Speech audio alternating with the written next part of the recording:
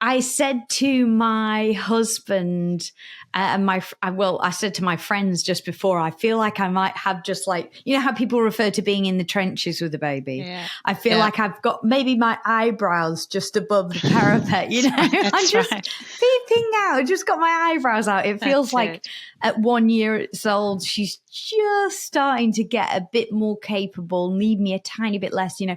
It's less like I'm just panic trying to stop a baby crying and more like I'm actually interacting with a small human now, you know? I often think of that first 12 months as the whole postpartum period, and that it's just as we reach the 12-month mark that we start to feel like, okay, maybe I can do this. You know?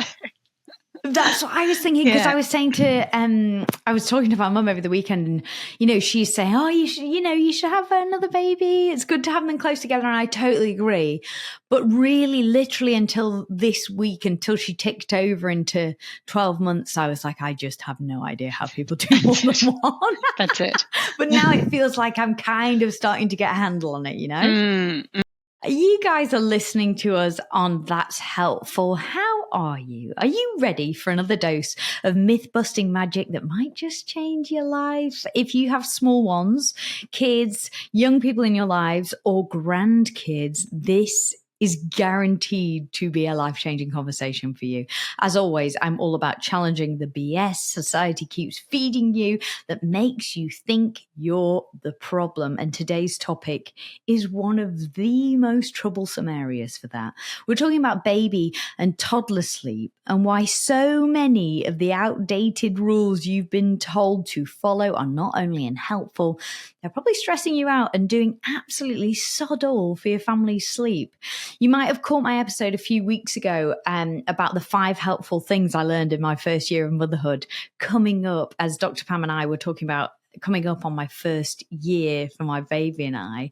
And today's guest was a big part of that. I highly recommended Dr. Pam's work. She's a GP, researcher, author, and founder of the Possums Sleep Program, which is an evidence-based, sanity-saving alternative to traditional sleep training.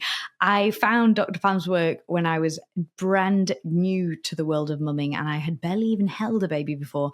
I had this thing that I had to kind of try and figure out, and nothing I did seemed to be working. And I read Dr. Pam's book, which I'll link to in the show notes. And it was an absolute lifesaver for me. So I highly recommend it if you're in that area. But she is a huge advocate of a sleep program that kind of works with your baby's biology, as opposed to kind of making you try and stick to these routines or programs that other people are trying to push on you. Dr. Pam, why is this your area of expertise? Why are you so passionate about this? Well, thanks, Ed, and thanks for such a generous welcome. I guess over the years as a GP, I just saw so much distress in families after the baby had arrived, and it seemed to me that quite a bit of that distress was unnecessary and was a result of some bigger health system problems, actually, that is no individual health professional's fault, but, you know, comes out of the way we're trained and perhaps a lack of research focus, that sort of thing. So I saw a lot of unnecessary suffering, really, and particularly talking here women, but parents, across the diversity of how we create families.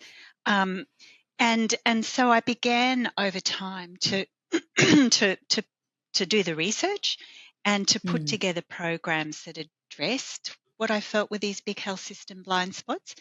And so that's how I started creating the Possums programs, which are also known as the NDC, or neuroprotective developmental care programs, but most parents know them as the Possums programs. And, you know, I wrote my book to kind of start bringing that work out to families. So that's kind of how it began, Ed. It's honestly, it's so helpful. I read your book and it kind of made me see that so many of the things that we're taught are problems are really to do with babies. Like they're just babies, right? There's a few stories and you include examples in the book of mums and you include this one story of a lady who came in to see you and she came in and brought her grandma or her mum in with her. And you turned to her mum and you said, "And what do you think is the problem?" And the mum said, "She's got a baby." I think so often now we're taught that, there are problems where there really aren't massive problems. It's just we're so used to not dealing with babies, or a new motherhood is so hard. But now everybody's trying to sell you something, right? So if you don't feel like it's just normal behavior, then somebody can sell you a solution. There are very powerful market drivers operating in this space of parents with babies and toddlers. Yeah. I always think there's the clinical problems, and as a GP, as a clinician, I know that we often don't address those clinical problems well. And then there's this whole area of making sense of a baby's behavior in a way that just kind of works for that family, and Yeah. all sorts of influences that are wanting to perhaps pathologize the baby's behavior and sell you programs that lack an evidence base very often. Although the other thing, Ed, I presume you've noticed this, is that these days everyone will promote their programs as evidence based, Yeah. and that's it's a problem because many of our health professionals are not really trained to understand what it might be to be evidence based. These programs are typically not evaluated in studies and have often sort of cherry-picked evidence in ways that are unhelpful. So, yeah, there it is, baby behavior. How do we make sense of it? And how do we find our way through when, as you say, everyone's wanting to sell you something? And so much pathologizing of, unnecessary pathologizing of baby behavior. Yeah, it's tricky. Babies are famous for not being great sleepers and crying. But then when you're in the middle of it, you think something has to be wrong. And I've no doubt that in some cases there is something wrong. But often it's just the fact that they're a baby, right? Yeah, that's right. Well, in the Possums Sleep Program, if we talk, sleep, which is what we're doing today, I say there's developmentally normal night waking, which is tough, but actually, with a few little tools, understanding how the baby's sleep regulators work, it's kind of manageable. And then there's excessive night waking, when families really have, problems with waking every half an hour, every 3/4 of an hour for big parts of the night. And unfortunately, often the excessive night waking in our society comes about because of the dominant advice that parents are receiving about baby sleep. So you could say that that's iatrogenic, actually created by our health system, unfortunately. Yeah, it's really tricky. So let's walk through this. Let's figure out what normal, quote unquote, normal sleep for babies looks like, and some of the things at our disposal. So you kind of touched on it there, but there's a lot of things that we think we know about baby sleep that are unhelpful. Where primarily are they coming from? Obviously we're under a barrage of these. If you're a new parent or a parent, your Instagram feed, your social media feed will be full of things trying to tell you about baby sleep and what you need to do to fix it. But where does most of this information come from? Yeah. Well, so the sleep training approach has been absolutely dominant in the English-speaking world since the 1950s, 1960s, really since that post-Second World War period. And, you'll find that a lot of sleep coaches use elements of that approach now without even calling it sleep training. They might even promote their services as gentle or responsive settling. But actually, when you look at it, the approach that they're using derives from the sleep training approach. The technical word for that or term for that is a first wave behavioural approach to infant sleep, or other technical words are an extinction or graduated extinction approach to infant sleep. But the word sleep training is a sort of, a good way of describing it. And it's the approach that's used by health systems. It's the approach that health professionals are trained in. And a lot of the sleep science that you see coming through on social media or on websites that people say are sleep facts are actually coming out of sleep training, which is a particular lens, if you like, that's applied to how those providers are making sense of the research. So the sleep training lens is really, really dominant. And I would propose that we've got lots of systematic reviews now that show that sleep training doesn't decrease the frequency of night waking. The majority of systematic reviews on this topic have shown that it doesn't reduce the frequency of night waking. And also, I would propose, and it becomes pretty obvious once we start to understand how sleep really is regulated in babies, you start to see how using the sleep training approaches can actually create increased frequency of night waking down the track, not immediately. And certainly we know, including from the research, that these approaches can really drive up worry and distress within families.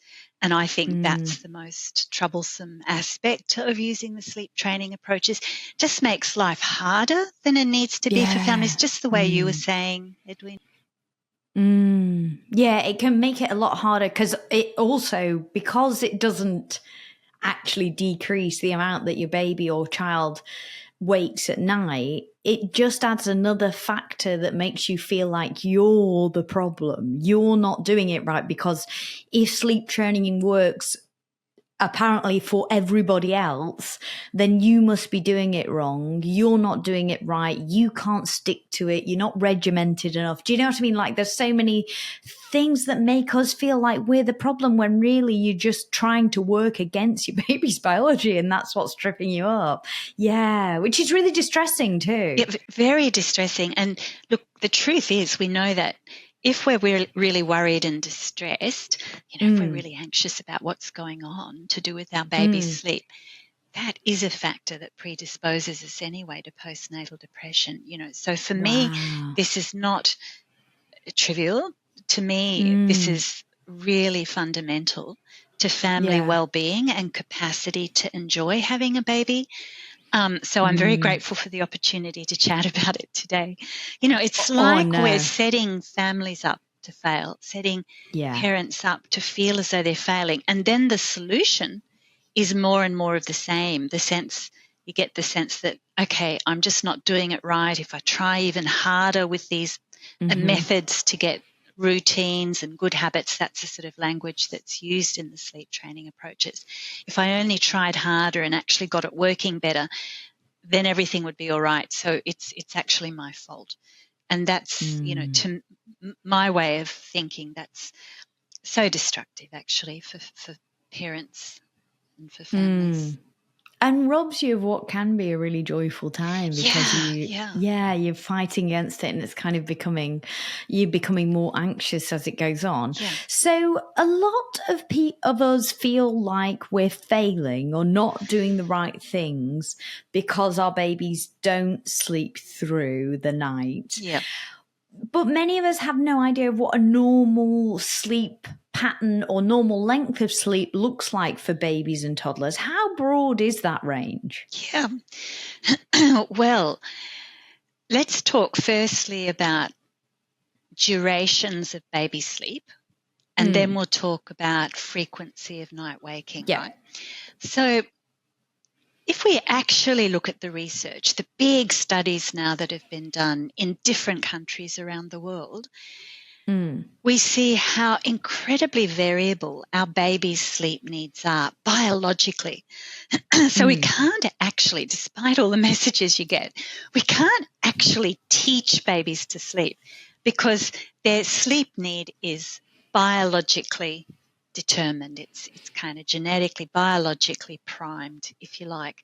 So we can have, let's say, a newborn who hardly needs 9 hours sleep total in a 24-hour period, and we can have another newborn who needs twice that, like 18 hours total in a 24-hour period. And that tiny one in the first couple of months of life who only needs 9 hours total might just sleep a total of, say, half an hour during the day, 10 minutes here, 10 minutes there, and will still have normal developmental outcomes, normal cognitive outcomes, normal behavioral outcomes, but might always be a low sleep need child, which does pose particular challenges, depending on where you take me. We might talk about that later. But but nevertheless, we can't change that. We have to find ways to live with that and manage that so that our life is still enjoyable, meaningful, full of as much delight as we can pack in, even though it's always a challenging time of life. So we could have a 6-month-old, for instance, who hardly needs 8.5 hours total in a 24-hour period. Again, maybe just 10 minutes here, 10 minutes there, naps during the day. And then another 6-month-old who's still needing closer to, say, the 16 or more, 15, 16 hours of sleep total in a 24-hour period. Again, both bubbies, completely normal developmental outcomes, but just at the opposite ends of that spectrum, that bell curve of baby sleep needs. And I could go on, similarly with toddlers, incredibly variable. So that's really important to know. And gosh, it can be, even that single fact can be such a great relief for parents to know. But it does mean that the concept of wake windows just doesn't make sense. And and so in the Possums Sleep Program, we just don't talk wake windows because that can be misleading and, again, just causes unnecessary stress and distress. So there's that. And then there's frequency of night waking. And this is where I'm always saying to parents, I know this isn't going to be pleasant to hear. Like, I know it's tough to hear. But actually, if we look at the big research studies, it's absolutely true that our babies can wake every 2 hours right through the night. And you wouldn't want to look too closely at the clock because it's more or less every 2 hours. So I'm always saying don't even look at the clock. We want everyone back to sleep really quickly. But right into toddlerhood, our little people, absolutely normal to be waking every couple of hours, just wanting everyone to get back to sleep really quickly. And I also like to say when I share that piece of information that if a woman is able to breastfeed, it can be encouraging for her to know that our breastfeeding women are actually getting as much or it would seem possibly more sleep actually than our families who are needing to use formula, needing to bottle feed those babies. So that can be quite comforting to know for those who are breastfeeding as well. So we certainly don't want babies awake for big blocks of time in the night. We want everyone back to sleep quickly. We don't want whole runs of waking every half an hour, every 45 minutes, night after night. It's always about patterns over time because, as you would well know, Ed, having just done 12 months of this, there's always a bad night. There's always a run of a few bad nights. Viruses might be passing through. We never quite know. But as long as we have patterns that are manageable, patterns of more or less every couple of hours, everyone's more or less getting back to sleep quickly. Usually that's manageable. Parents can actually make that work. When we've got the excessive night waking, that's when parents are going, this is just not sustainable. Something's got to change here. But you'll notice in the sleep training approaches that there's not, and I've noticed this throughout the whole of my professional life, that those promoting sleep training don't distinguish between excessive night waking and developmentally normal night waking. And yet, to my mind, there's a world of difference. Oh, yeah. Yeah. Absolutely. And just hearing that is just so incredibly reassuring, because I think you can always feel like you're the person whose baby is awake more than anybody else's. My baby definitely tends towards only really needing like 9-10 hours of sleep total, and has never really slept much, and has always had really quite short naps comparative to what most other people will tell you their baby is sleeping like. And then you're kind of made to feel like you're not doing the right thing by them if you're not trying to encourage them to sleep more. It's very fraught, so it's very reassuring to hear how normal that range is. Absolutely. I want to talk to you about those sleep myths that kind of have primarily come from sleep training in a minute, but just to start us thinking about sleep in the way that you talk about it in the Sleep Possums way, you talk about the fact that there are only really two things that actually matter when it comes to baby or toddler sleep in this program. What are the two things that we have at our disposal when it comes to ensuring that our baby or toddler are sleeping in the best way for the longest amount of time possible at night? Yes. So it's so important, so fundamental for parents to know about these two sleep regulators, the body clock or circadian clock, and then the sleep-wake homeostat or sleep pressure. Shall I just explain to your listeners the difference, between these two things, what they are? So, well, the body clock, the baby's body clock, in fact, any human body clock, is set by the sun, actually. So it's set by the circadian cues of light, noise, activity during the day compared to, not much light, less noise and activity in that big sleep at night. Although we're still eye contacting, responding to our bubby, murmuring, but these are environmental cues that just set the baby's body clock as well as our own. I always like to flag here that evenings is best thought of as day, light, noise, activity, which runs counter to what parents are being told at the minute.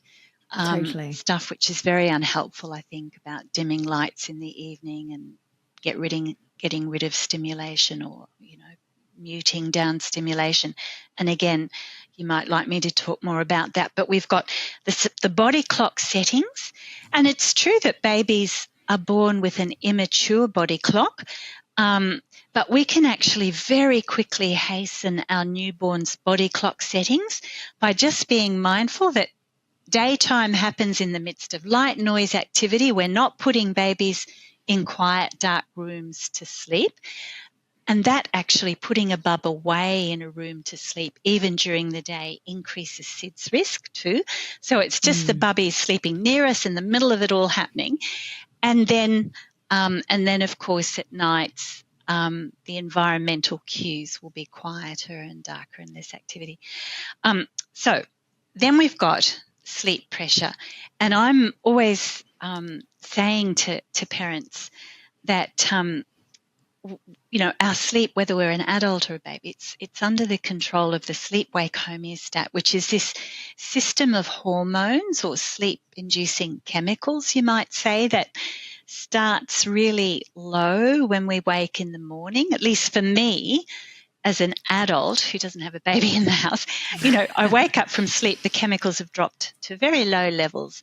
And then for me, all day long, these hormones are rising. And then let's say at 9 or 10 o'clock at night, my sleep pressure is really high from these hormones and I feel sleepy and I put my head down and go to sleep. But for our bubbies, the sleep pressure is rising much more quickly during the day. And so the function of the daytime nap is just, you can see I'm always thinking these little graphs where the function of the daytime nap is just to take the edge off the rising sleep pressure, to get our little one to nighttime where the baby's sleep pressure and the baby's body clock settings are much better aligned. We want, the baby's body clock and sleep pressure to be as best aligned with the parent's body clock and sleep pressure as we can possibly do. So I think that's my answer to your question there about the 2 sleep regulators.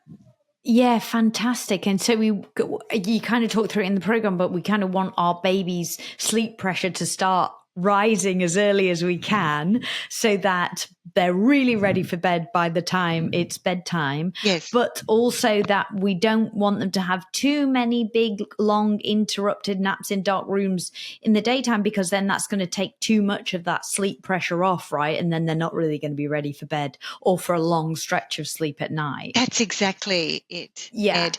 And so you can see that if we're encouraging our babies or our toddlers to have really long sleeps during the day, the way you're saying, in quiet, dark rooms, well, it does take a few weeks to change the settings on the body clock.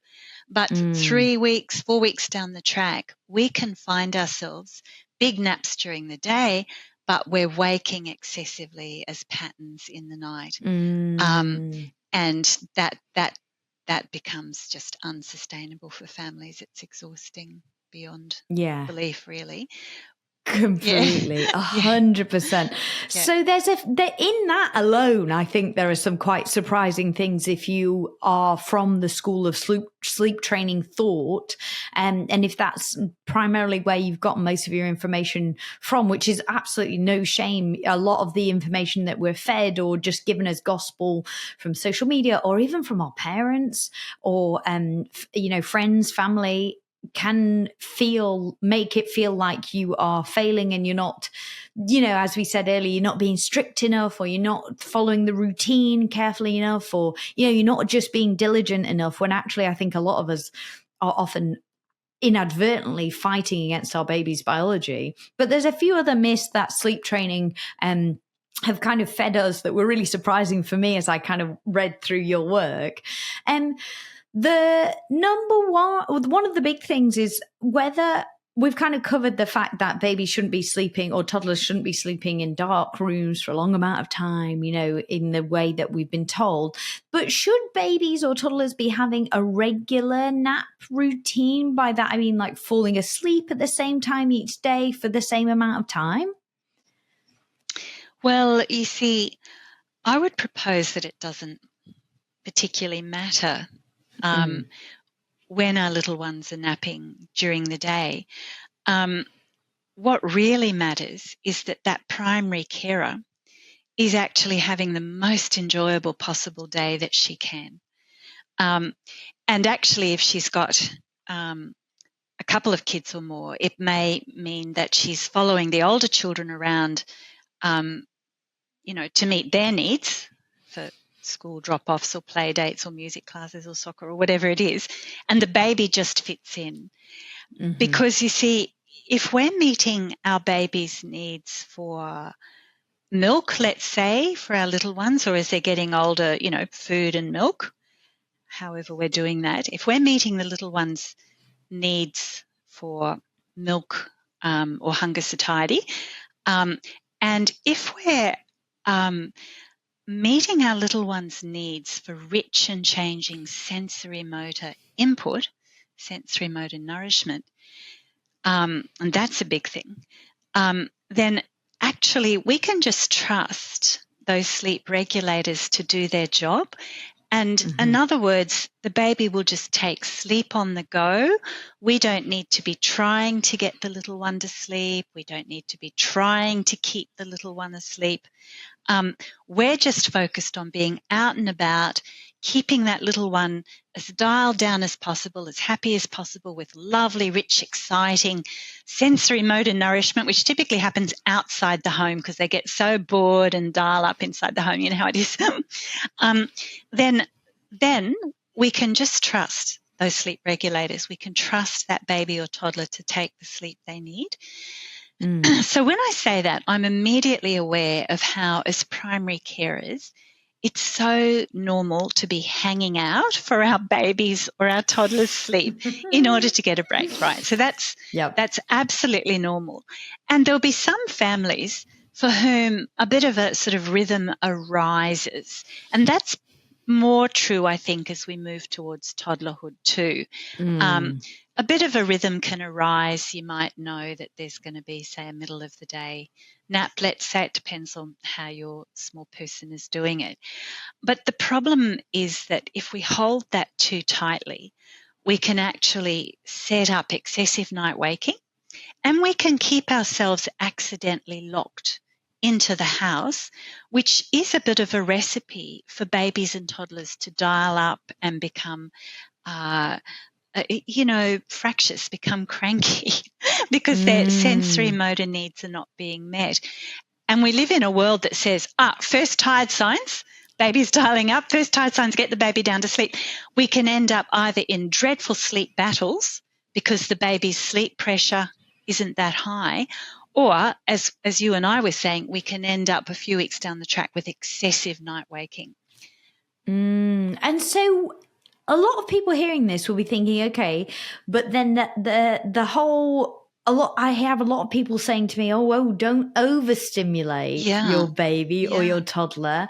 You don't want to be doing too much. And often when you had a big day out or, anything like that, people go, they're probably overstimulated. What do you make of that idea? Yeah. Well, this has been a concept that's come out of sleep training from the very beginning, from the 1950s. In fact, even earlier, in the early 1900s, doctors and other health professionals had this idea with industrialization that taking little people on the trains or electric light or all the new inventions of the industrial world were overstimulating children's nervous systems. So it's a very old concept that actually completely conflicts with what we know from modern neuroscience. So what we know from all the latest neuroscience is that our little people are laying down these neural templates, these pathways in their brain for the rest of their life, actually, in direct response to rich and changing sensory motor input. So, in fact, in the Possums Sleep Program, we just don't use the concept of overstimulation. I think it's very unhelpful. What we talk a lot about is responding to the baby's cues. So let's say you're out at a barbecue, you've been passing the little one around from rally to rally, the baby seems to like that.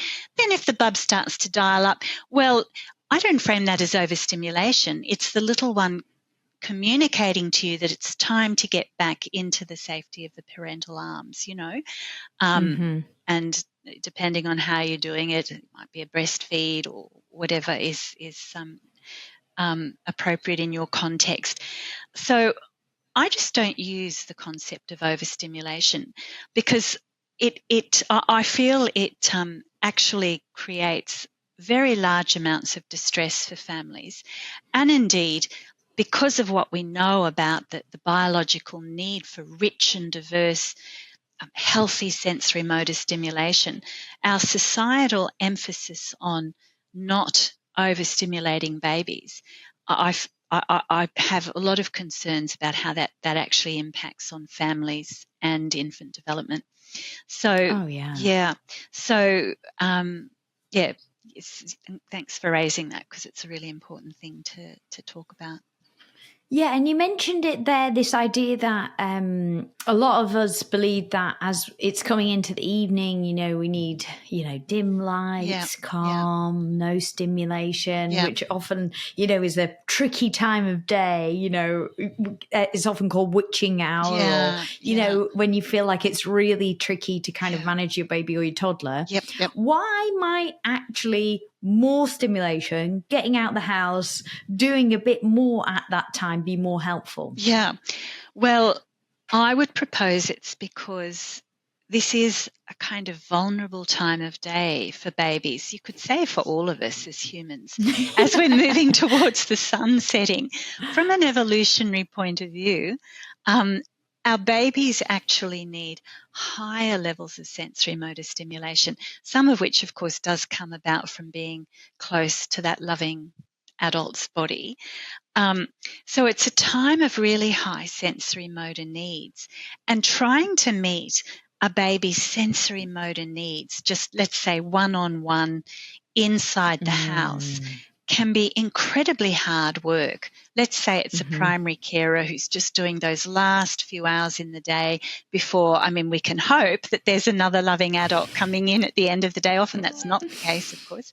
Mm. But that time of day is time of exhaustion, and it's a time when the sensory needs are really high.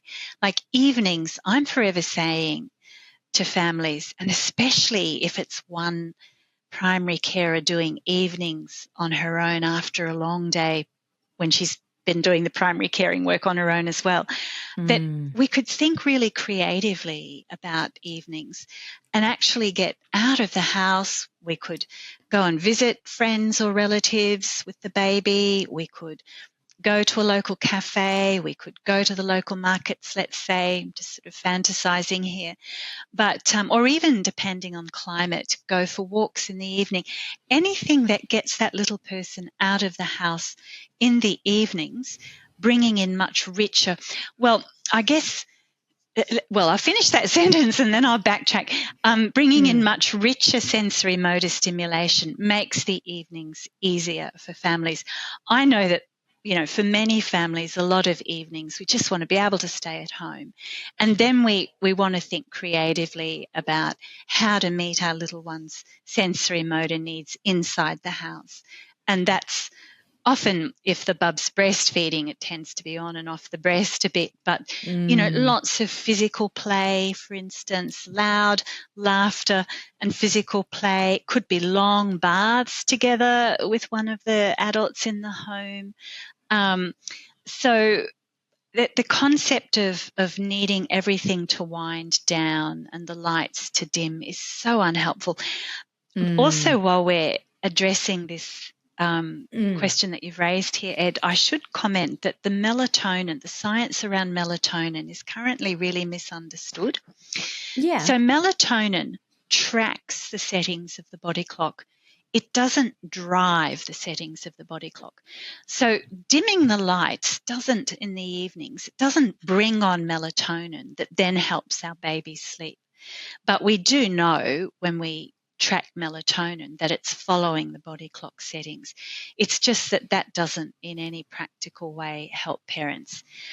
So we want to think of evenings as rich in sensory motor nourishment that just make the evenings as enjoyable as possible for your family, bringing the little one into the midst of family life. When that sleep pressure is really high, that's when sleep happens easily.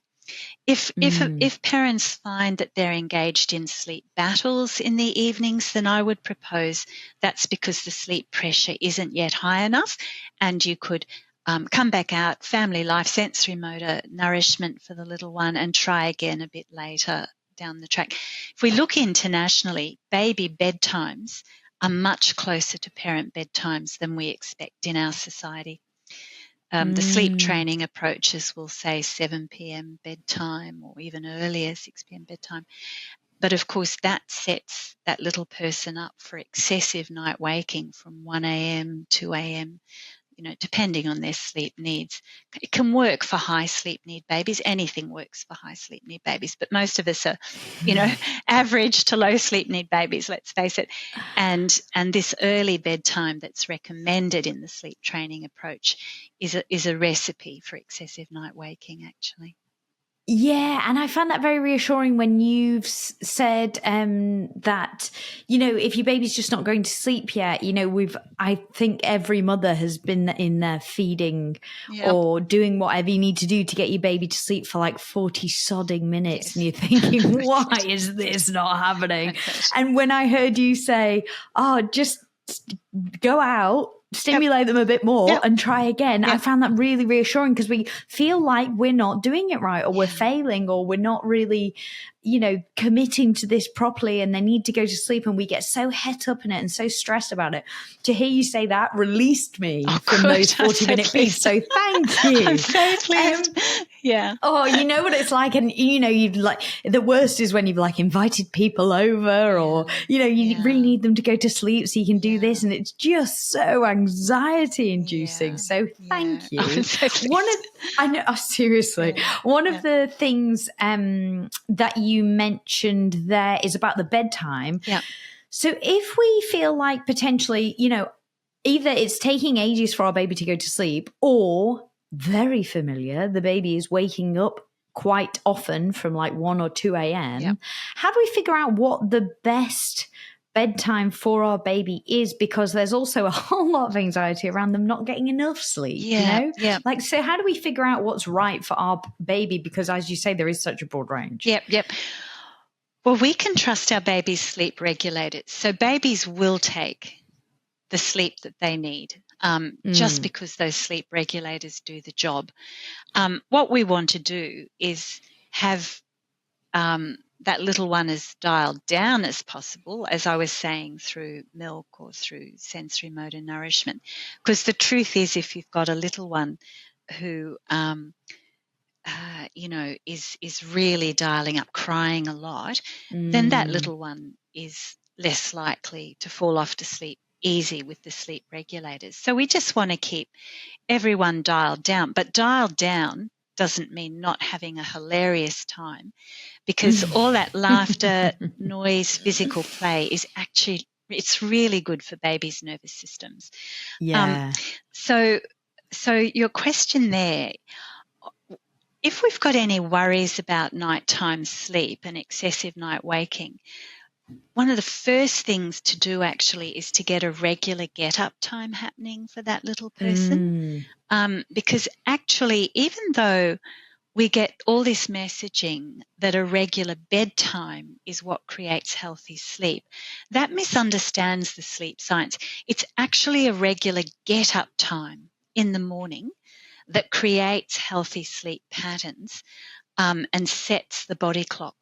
So if everything's just fine, then no one needs to worry. But if a family is dealing with excessive night waking, they may consider what we would call in the Possums Sleep Program a reset that takes a couple of weeks working with the body clock settings. And one of the key things is that regular get-up time. And then actually, Ed, in the evenings, we can trust the sleep pressure to actually build, and when that sleep pressure is high enough, our little one will go to sleep. And so bedtimes when we're looking at baby and toddlers may actually be somewhat variable depending on sleep pressure, but the get-up time, if we've got worries about sleep, needs to be really regular, and that will help sleep become much more manageable. And when you say regular, how regular are we talking? Are we talking about, if you get up at 7 a.m. every morning, it has to be 7 a.m. or somewhere between 7 and 7:30 or somewhere between 7 and 8? How regular are we talking? Yeah. Well, again, if the family doesn't really have worries about sleep, then I just figure if it ain't broke, no one needs to fix it, right? Yeah. But if parents are worried that they're moving into patterns of excessive night waking, then that's when we get really crisp about wake-up time in the morning. So it really is the alarm usually a transitional breastfeed if the bub's breastfed, and then up.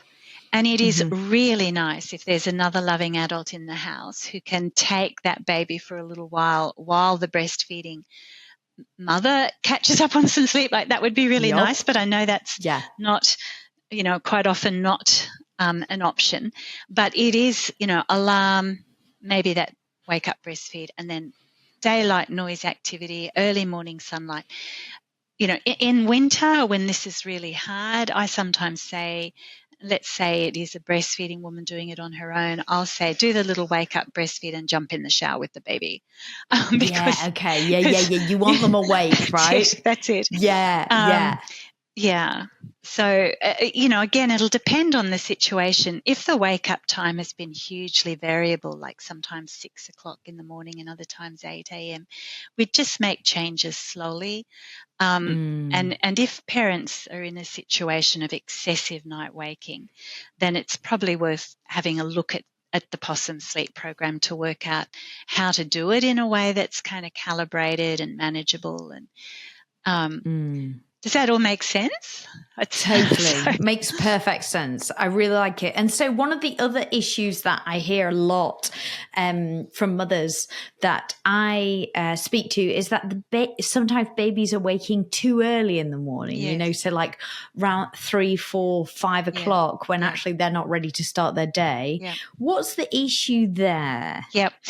So that's another form of excessive night waking, where the body clock settings for the baby are not aligned with the parent body clock settings. And so depending on the situation in that family, it could be that we're needing to incrementally push the bedtimes back a little bit later over a couple of weeks to get better compression of the sleep up against the appointed get-up time. I'm always saying the earliest possible get-up time for your family, because some families might, say, have a shift worker. They don't care if the baby goes down at 11 p.m., but they do not want to get up before, say, 7 a.m. Another family might be really happy to start the day at 4:45, let's say, in the morning. Or some families will shift depending on whether it's summer or winter.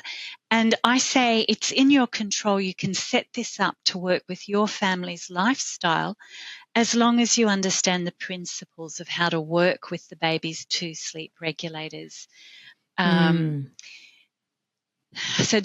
have I answered your question there? Yeah. No, that's really helpful, because I think it's good for people to know that they can set this up to work for them, because there are all these preconceptions around what time babies need to go to bed and what time they need to get up, and you're keeping them up too late. It's not good for their development and all that kind of thing. So again, while we're on excessive night waking, you said it's perfectly normal well into toddlerhood for babies or the young people in our lives to wake every 2 hours. That's just developmentally normal. Yes. Is there such a thing as being too responsive at night?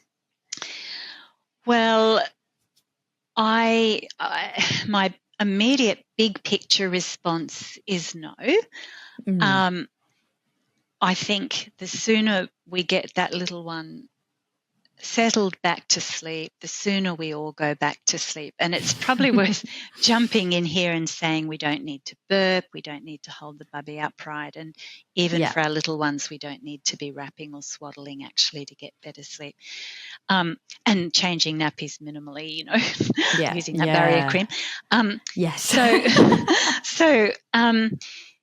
But I suppose what I would say is that we all have our own parenting style, and so some of us are likely to be there a bit quicker responding to the bubby than others. And I think we just honour our own parenting style and what feels right for us with our bubby, because your baby's temperament, your baby's personality in a way that no one else does. You really do. So, So I generally say we can afford, particularly as we move out of, those first months, we can afford to be lazy in the night and just communicate, oh, sweetheart, we're all asleep, darling, I'm here, just back to sleep. You can try with the voice first if you like. So a kind of lazy response that communicates, oh, sweetie, we're all here, but it's, this is the big sleep. I don't really want to get up, and then we want to get in before that little one really starts to dial up, and then everyone's wide awake. It takes much longer for the baby to get back to sleep. So where we calibrate that,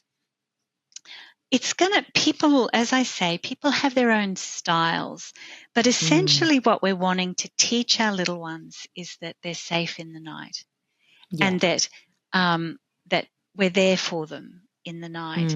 And excessive night waking is not caused, as parents are told, by the breastfeeding. It's not caused by co-sleeping if you're a family that's co-sleeping. It's not caused by being a responsive parent. Not at all, even though we get these messages that you're responding too quickly, you're setting up bad habits. Excessive night waking is caused by disruption to the body clock settings, often made a lot worse by the advice that comes out of the sleep training approaches. Oh, absolutely. And I'm sure like listening to this will just make it very, very obvious for people that a lot of what you've been told to do is actually tripping you up. The other thing you touched on it there, if you're co-sleeping, we're often told that co-sleeping, and obviously you have to be aware of the risks here, but if you're co-sleeping, you're setting your baby up for bad habits. It's going to be really hard to get them to sleep independently from then on. If you are somebody who has been co-sleeping and now you're kind of moving towards like their independent sleep, what kind of tips do you have for us to move our babies maybe into their own beds when we're ready? Asking for a friend, Dr. Pam, obviously. No, there's nobody in mind who might be co-sleeping with a massive 12-month-old baby and wants them out the bed. That's it. Well, there is a strategy that a lot of the parents that I or the NDC accredited practitioners, the Possums practitioners, because you can find Possums practitioners on our map on the Possums website. But this strategy is really commonly used with our parents, and it's the use of big double bed mattress on the floor in the bubby or the toddler's own room, because often we're sort of starting to move to toddlerhood when families feel ready for this. And then let's say, we're breastfeeding that toddler. That breastfeeding woman we want to make the room really safe, by the way. So obviously, childproof gate, make sure that when that little person's moving around, if they do in the night, they're completely safe. But the idea is that you would go in whenever your little one called out and say in your situation, breastfeeding back to sleep. And you might often fall asleep there. And it's comfortable and that works. But increasingly you're teaching that little one that this is this is the sleeping room for you, sweetheart, and I'll come when you need me. But sometimes you're awake, I'm not there, because it's so much easier for you to roll back out and get into the parent bed than it is to start looking at strategies like cots and so on. Cots typically stop working, often in that second half of the first year of life. For families who aren't co-sleeping, cots often just stop working, but this can be a really good transitional arrangement. Did that make sense, Ed, when I... Super helpful. I'll tell my friend. That's right. I'll tell her. I'm sure that's very helpful. Thank you. This has been so helpful, Pam. Thank you so much. I found your program incredibly helpful, and your book. And, on the podcast, we're all about showing you that you are not the problem, that often you're fighting against something that society is trying to make you feel guilty for and constantly shifting the goalposts.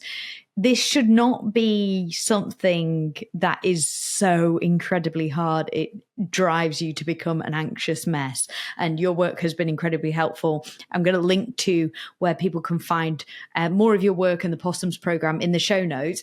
But if people only take one thing from our conversation, Pam, what do you want them to take? I would say, am I allowed a two-part response? Trust You're allowed yourself, to, trust yes. yourself, and allow yourself to grow as much enjoyment and ease as possible in your life with your baby, because it actually goes so quickly, even though it doesn't seem that way when you're in the middle of it. So You're so right. And I think sometimes, especially with sleep training, or like with sleep training, that kind of ideology, and also sleep and trying to get your baby to sleep, sometimes you feel like the harder it is and the more effort you put in, the more you're going to get back. Yeah. And that's not necessarily true, not is the it? case. We just want to make this as easy and as enjoyable as possible, Edwina. Yeah, let it be easy. Yes. Super helpful. Thank you so much, Pam. I appreciate you. It's been a great pleasure. Thank you so much. Oh, such a joy to chat. Dr. Pam Douglas is a GP researcher and the author and founder of the Possums Sleep Program, which, as I said, is evidence-based, sanity-saving, and a massive, fabulous alternative to traditional sleep training. If the thought of having to hear your baby cry to sleep or anything like that just gives you the heebie-jeebies like it did me, I encourage you strongly to go and check out Dr. Pam's work, because it is an absolute game changer, and it is going to release you of so many of those terrible things that you think you have to do and you just don't. So make sure you go check that out. I'm going to pop that in the show notes for you. Thank you so much for joining us. I sincerely hope that's been helpful. If you're enjoying the podcast so far, please leave me a review wherever you're listening. I just love reading them. I am so grateful to you. I sincerely hope that's helpful. I'm Ed Stott, and I'll catch you again next week.